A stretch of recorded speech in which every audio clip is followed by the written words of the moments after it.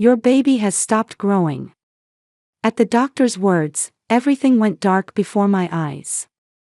The white walls of the examination room seemed to tilt. How could this be? Why? Are you taking any medications or supplements? Yes, I'm taking prenatal vitamins every day. Did you buy them yourself, or did someone give them to you? I answered in a trembling voice. My mother gave them to me. The doctor's face froze. I heard the nurse hurrying to prepare something in the distance. This is the story of the day my life fell apart. My name is Megan. I'm an accountant, currently on maternity leave. Married to Tyler for 3 years, expecting our first child, I was living through what I believed to be the happiest time of my life. At least, that's what I thought. Tyler had been kind from the moment we met, always listening carefully to what I had to say. Even after marriage, he hadn't changed, and when he found out about the pregnancy, he was happier than anyone. He took the initiative in helping prepare the baby's room. My mother, Diane, had been a successful model in her younger days and still maintained her beauty. She and my father had divorced 10 years ago, and now she lived alone. I'd never asked about the reason for their divorce.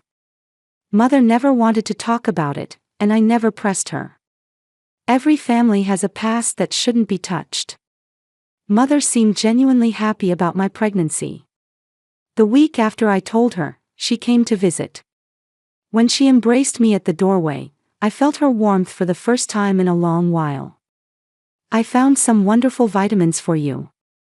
A pregnant woman needs special nutrition, so I'll bring them to you every month." The white box Mother handed me contained expensive-looking vitamins. The label read, "Organic, all-natural ingredients, doctor recommended." I was so touched that she cared this much. I thanked her profusely. Mother smiled gently. "It's for you and the baby." Tyler had also started visiting my mother's house frequently. "I'm going to check on your mom," he'd say, visiting her home once a week. I thought he was being thoughtful toward my mother who lived alone, acting as a good son-in-law. What a kind husband I have, I thought. I truly felt I was blessed. But around the 7th month of pregnancy, something started to feel wrong. I became unusually tired. Getting up in the morning was difficult, and I'd be out of breath just climbing the stairs. My appetite vanished, and I couldn't even stand the smell of pasta, which I used to love. I wasn't gaining any weight at all. Even though I was in the late stages of pregnancy, my belly wasn't growing as much as it should. When I talked to Tyler about it, he gently put his arm around my shoulders. "It's okay, that's just how pregnancy is." My friend's wife was the same way. When I called Mother, she said the same thing. I was like that too. "You're worrying too much, Megan. Stress is the worst thing for you." Her voice was calm, reassuring. But something was wrong. This feeling of unease grew stronger every day. One night, while I was lying on the sofa, Tyler's smartphone lit up. He was in the shower. A message notification appeared on the screen sitting on the table. The sender's name was just one letter, D. I couldn't see the message content. But the moment I saw that single letter, something cold settled in my chest. Who is D? Diane. My mother's name. But why was my mother's name registered as just one letter on my husband's phone? The shower stopped. I quickly closed my eyes and pretended to be asleep. I sensed Tyler coming out and picking up his smartphone. He said nothing and disappeared into the bedroom. That night, I couldn't sleep. There's something between my husband and my mother. That premonition gripped my chest and wouldn't let go. The 8th month of pregnancy arrived. On the day of my regular checkup, I visited the usual OBGYN. I lay on the examination table and the ultrasound began. I always looked forward to seeing the baby on the monitor. But today was different. The doctor kept checking the same spot over and over. Changing the position of the probe, changing the angle, and returning again. His expression gradually became more severe. The baby's development is a bit delayed, the doctor said quietly. Are you eating properly? Yes, I'm eating well. I take my vitamins every day too. The doctor's hands stopped. Vitamins? What kind? Prenatal supplements my mother gave me. Organic, very good quality. The doctor nodded, but there was clear concern in his eyes. I see. Just to be safe, let's schedule your next checkup in 1 week instead of 2 weeks. If you notice anything concerning, contact us immediately. As I left the examination room, my legs were shaking. The baby's development is delayed. Those words repeated in my head over and over. When I got home, Tyler was watching TV on the sofa. I sat next to him and said in a trembling voice, "The baby's development is apparently delayed." Tyler put down the remote and hugged me gently. It's okay. Doctors always exaggerate. You're doing great. You're eating well and resting, right? Plus you're taking those vitamins. Those are expensive ones. $100 a bottle, I heard. They must be working. I froze in my husband's arms. Why did Tyler know the price of the vitamins? Did he hear it from Mother? Or did he look it up himself? No, why would he need to look it up? Did Mom tell you about those vitamins? Yeah, when I went to your mother's house the other day. She said they're really good quality, so I should make sure you take them. Tyler's voice sounded natural. But something nagged at me. What was this feeling of unease? A few days later, I visited my mother's house. I didn't call ahead. Mother had seemed a bit off lately, and I wanted to see her face and talk. The front door was unlocked. Mom, I'm coming in, I called out as I entered the living room, and Mother hurriedly hid something. Oh, Megan. You should call before you come. You startled me. Mother's voice was slightly high-pitched. I looked at the table and saw a familiar white box. The same box as the vitamins I took every day. But this box was opened, with some capsules removed. That's my vitamins, right? Why did you open it? Mother hesitated for a moment. Oh, I was just preparing the next batch. I was going to give you next month's supply. But the box is already open. Do you need to check the contents?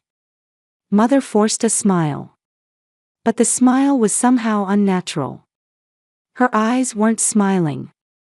Well, I want to make sure I'm giving you good quality. It's for my daughter and grandchild, after all. There was something else on the table. A small brown bottle. The label was positioned at an angle I couldn't see. When I tried to get closer, Mother quickly reached out and tucked it into a drawer. Well, there's no need to stand around talking. I'll make some tea. Have a seat. With that, Mother hurried toward the kitchen. I was left alone in the living room, staring at the opened vitamin box. That night, after returning home, I sat alone lost in thought. Tyler had said he'd be late from work. I placed the new box of vitamins Mother had given me on the living room table and stared at it. I opened the box and took out a single capsule. Inside the transparent capsule was packed white powder. I'd been taking these every day. Vitamins from my mother, for the baby. But the color of this capsule seemed slightly different from when I first received them. Before, they seemed more transparent. Now they looked slightly cloudy. Was I imagining it? I took out just one capsule and hid it in the back of my bedroom drawer. I didn't really understand why I did it. I just wanted to save it, just in case. I heard the front door open. Tyler came home. I'm back. A tired voice. Welcome home. I'll heat up dinner. I stood up and headed to the kitchen. As I was about to put away the vitamin box, Tyler picked it up. Oh, you got a new batch. Make sure you take them. Your mother was worried. Tyler's face was kind. But I thought I saw something in the depths of his eyes. I didn't know what it was. That night in bed, I couldn't sleep. Listening to Tyler's breathing beside me, I stared at the ceiling. The vitamins Mother gave me. The price my husband knew. The single letter name displayed on his smartphone. The opened box. The doctor's concerned expression. The baby's delayed development. Everything scattered in my head like pieces of a puzzle. But when I tried to connect them, a terrifying picture seemed to emerge, and I closed my eyes. No, it can't be. Mother wouldn't hurt me. My husband wouldn't betray me. This is all just pregnancy hormones making me oversensitive. But the baby in my belly moved slightly. As if trying to tell me something. I stroked my belly in the darkness. It's okay. Mommy will protect you. Repeating those words in my mind, I finally fell into a shallow sleep. But I had a nightmare.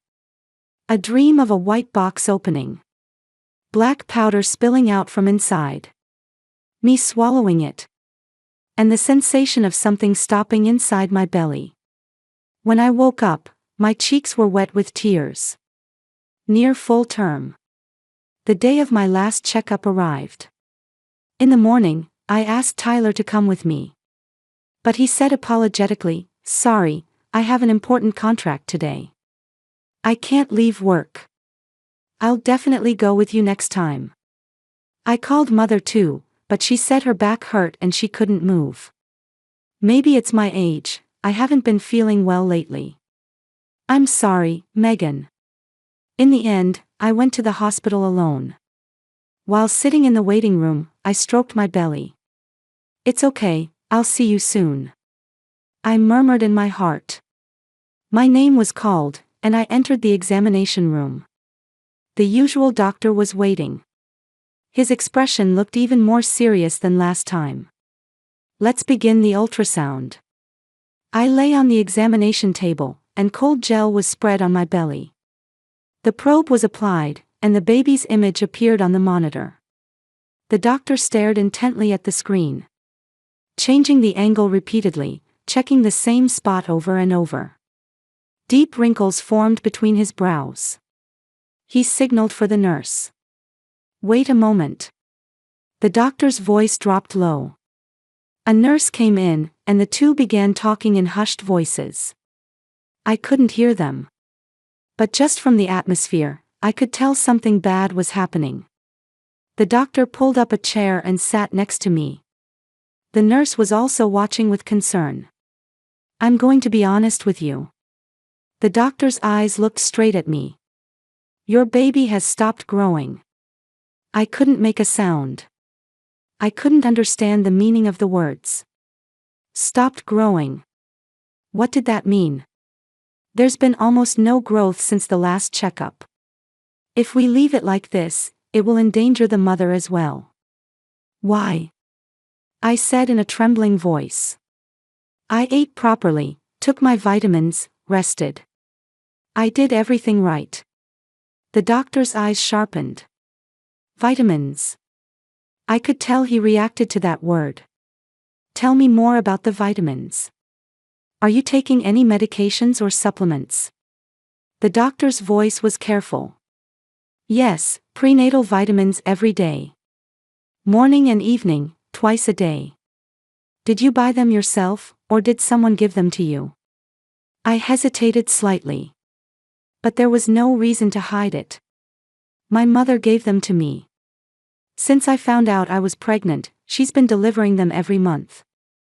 She said they were very good quality. The doctor's face became stern. "Do you have those vitamins with you now?" "No, they're at home." "But, oh." I gasped and grabbed my bag. That one capsule I'd hidden in the drawer. I'd brought it just in case. I didn't really know why I'd brought it. I might have one capsule in my bag.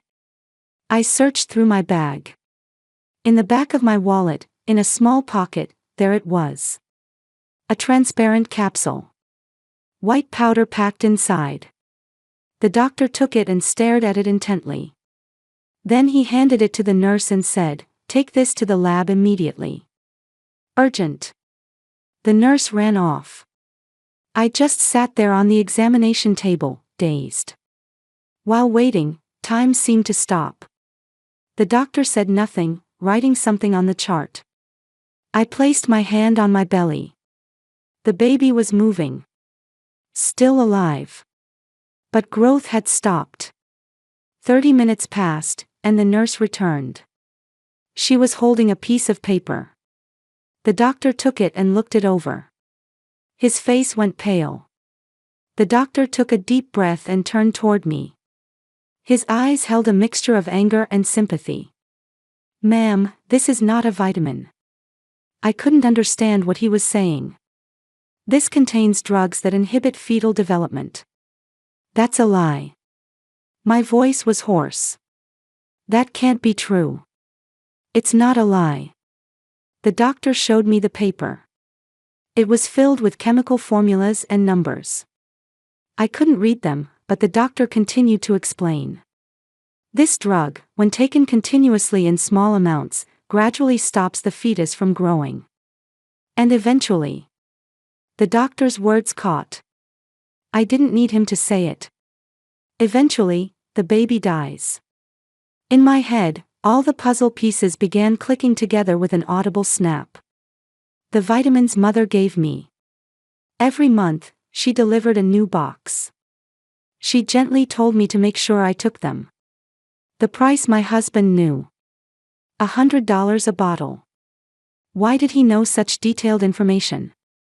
The single letter name displayed on the smartphone. Diane. The opened box. The brown bottle mother had hurriedly hidden. My husband visiting mother's house once a week. Saying he was checking on her. Everything pointed to one terrible truth. Mother was trying to kill my baby.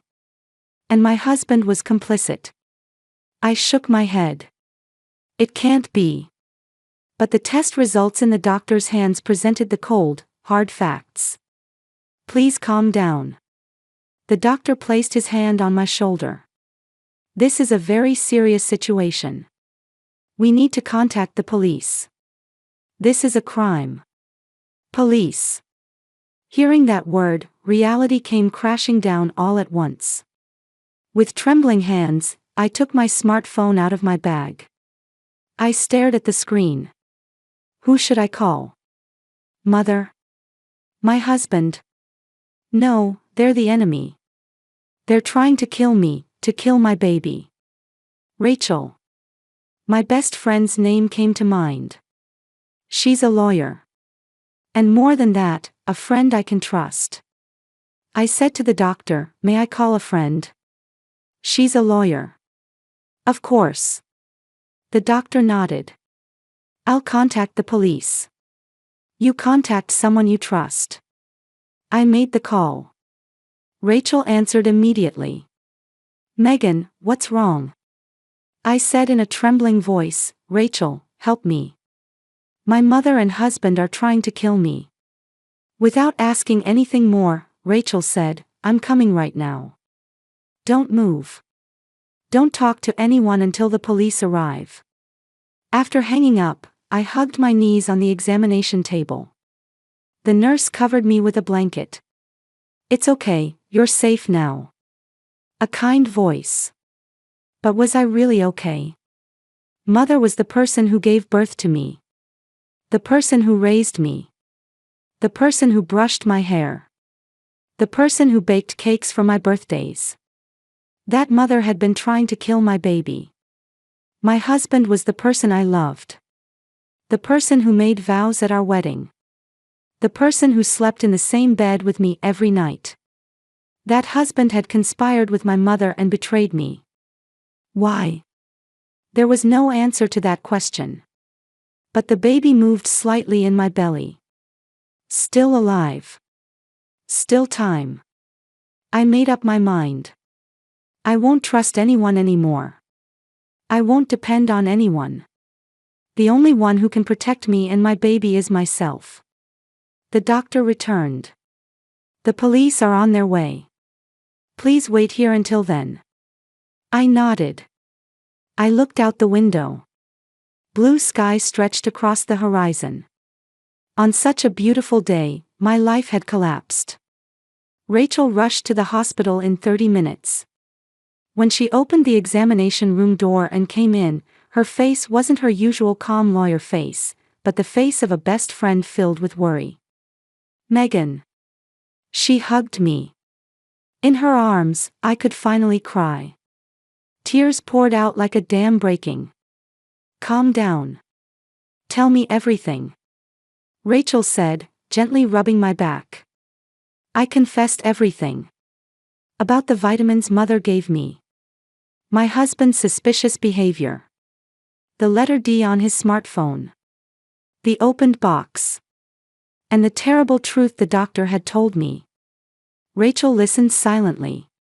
Flames of anger burned in her eyes. But there was no surprise in her expression. As if she'd known from the beginning that something like this could happen. I've been betrayed by my mother too, Rachel said quietly. So I understand. Blood doesn't guarantee love. You're not alone, Megan. I will absolutely protect you. The police arrived. 2 detectives began questioning me. In a trembling voice, I explained everything once more. The doctor submitted the test results, and the vitamin capsule was also submitted as evidence. Rachel attended as my lawyer, protecting my rights. The detectives listened seriously and took notes. We'll secure your mother and husband, the older detective said. At the same time, we'll get a search warrant for your mother's home. That evening, I lay in a hospital bed. I was staying overnight for observation. Rachel was staying with me. As darkness began to fall outside the window, I got a call from the detective. Rachel answered instead, listening to what they had to say. Her expression gradually became more severe.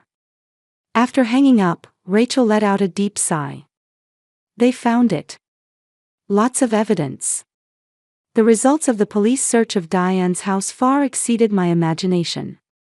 From the living room drawer, they found the same drug that had been mixed into the vitamins. It was in a small brown bottle, with a chemical name written on the label. A drug that inhibits pregnancy. Originally meant to be used only for specific medical purposes, it was a controlled substance. On Mother's computer, there were records of purchasing the drug from dark websites. Payment had been made in cryptocurrency, but the police traced it. And the most shocking thing was the messages between Tyler and Diane. Hundreds of messages left on the smartphone.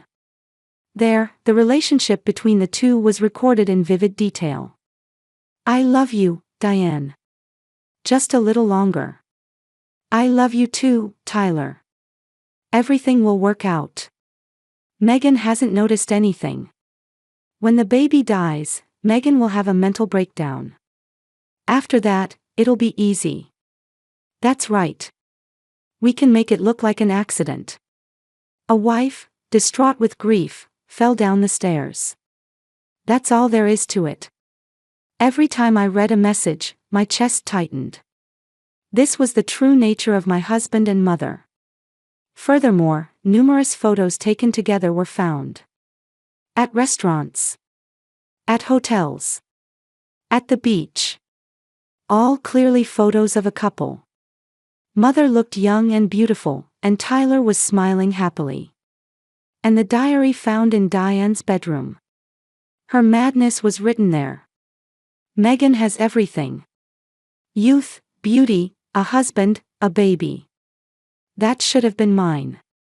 From the day that child was born, William stopped looking at me. He poured all his affection into that child. I was abandoned. Not as a mother, but as a woman. So I'll take it back. Everything. Tyler loves me. I'll take everything from Megan. But the most terrifying evidence was still to come. Rachel visited the hospital room the next day with an even heavier expression. Megan, sit down and listen. What she held was an additional police report. Tyler and Diane's relationship went deeper. Diane was pregnant. With Tyler's child. I was speechless. Mother, with my husband's child. And Tyler's true purpose became clear. He had approached me from the beginning for the inheritance. The $300,000 I'd inherited from my father William. That was his goal. On Tyler's computer, which the police had seized, emails with Diane remained. That inheritance should have been mine. William didn't give me anything in the divorce. He let Megan inherit everything. His final harassment. But it's okay. If Tyler marries Megan, that inheritance becomes ours. If Megan dies, he can inherit it as the spouse. Then we'll be free. Money, love, we'll have everything. 3 years of married life. It was all a lie. Tyler had never loved me from the start. He just wanted the money. And Mother saw me not as her daughter, but as a young rival. She wanted to take everything from me. On the day of the trial, I stood at the witness stand. The gallery was packed with reporters. This case had been widely reported locally, sensationalized as a forbidden love triangle involving mother, daughter, and husband. In the defendant's seat sat Diane and Tyler. Neither had their former radiance. Diane's face was gaunt, and Tyler looked haggard. The prosecutor asked me, "What were the defendants to you?" I took a deep breath and answered. These people were my mother and husband. But they weren't real family. If they were family, they would love and protect each other. But these people didn't love me. They tried to kill my baby. They tried to kill me. There was never any love from the beginning. But, I paused and placed my hand on my belly. I survived. My baby is also growing healthy now. Through emergency cesarean section, the baby was born safely. Small, but alive. Now in the hospital's neonatal intensive care unit, growing bigger day by day. Suddenly, Diane stood up and shouted. "You should never have been born. You ruined my life. William stopped looking at me after you were born. It's all your fault." The bailiffs tried to make her sit down, but Diane kept shouting. "I was young. I was beautiful. But you took everything from me. Trapped me in the prison of motherhood. I couldn't stand it anymore. So I tried to take it back. My life. My happiness." I looked quietly at my mother. And I said, "Goodbye, Mother. I'll never see you again." The judge struck the gavel. The sentence was 15 years in prison each for Diane and Tyler. As I left the courtroom, Tyler looked at me. There was regret in his eyes. But it was too late. Rachel put her arm around my shoulders. "It's over. Now a new life begins." Outside, it was sunny. The cold winter air felt pleasant on my cheeks. I took a deep breath. I'm alive. The baby is alive too. That alone was enough. A year later, I had moved to a new town. A small seaside town. Here, nobody knows me. They don't know about that case. I'm just living quietly as a young mother raising her baby. Through the living room window, I could see the calm sea. The sound of waves echoed pleasantly. "Mama." I heard a small voice. When I turned around, Lily was standing there with both hands spread wide. Just turned 1 year old. She'd recently learned to walk. "Oh my, you stood up so well." I picked Lily up. Her small body. Warm body temperature. Soft hair. This child was my everything. When she was born by emergency cesarean section, Lily was very small. Not even 2,000 grams. But she was fighting desperately to live. When her little hand gripped my finger, I couldn't stop crying. Protect this child. That alone became my reason for living.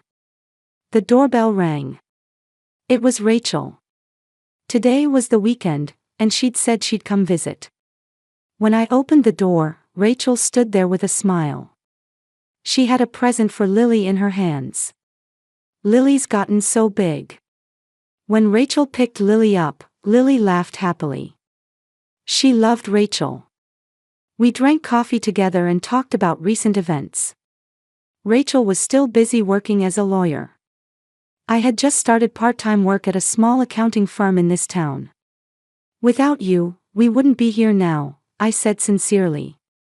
Rachel shook her head. You were the strong one. I just helped a little. And she quietly added, real family isn't about blood, it's about choice, Megan. Those words touched my heart. In the evening, after Rachel went home, I gave Lily a bath. Gently washing her small body, I reflected on this past year. Diane and Tyler had appealed, but it was rejected. Both are in prison now. I heard Diane has had a mental breakdown and has no visitors. Tyler is apparently hated by other inmates and isolated. The child born between them was rejected by Tyler's parents and put up for adoption. An innocent child. But there was nothing I could do. The $300,000 I inherited from my father William was confirmed as entirely mine. Furthermore, in a civil lawsuit against Diane and Tyler, I won $200,000 in damages. A total of $500,000. I used part of it to buy this house. The rest I'm saving for Lily's future. I got the money back. But what I lost was greater. Trust in my mother. Love for my husband. The illusion of family. But at the same time, I gained something. True strength. And the small life before me. After putting Lily to bed, I sat alone in the living room. Moonlight streamed through the window. Mother didn't love me. My husband didn't love me either. But I love Lily. This child alone is my real family. Blood ties don't matter. Real family means people who protect and love each other. Rachel too. She's not blood related, but she was real family.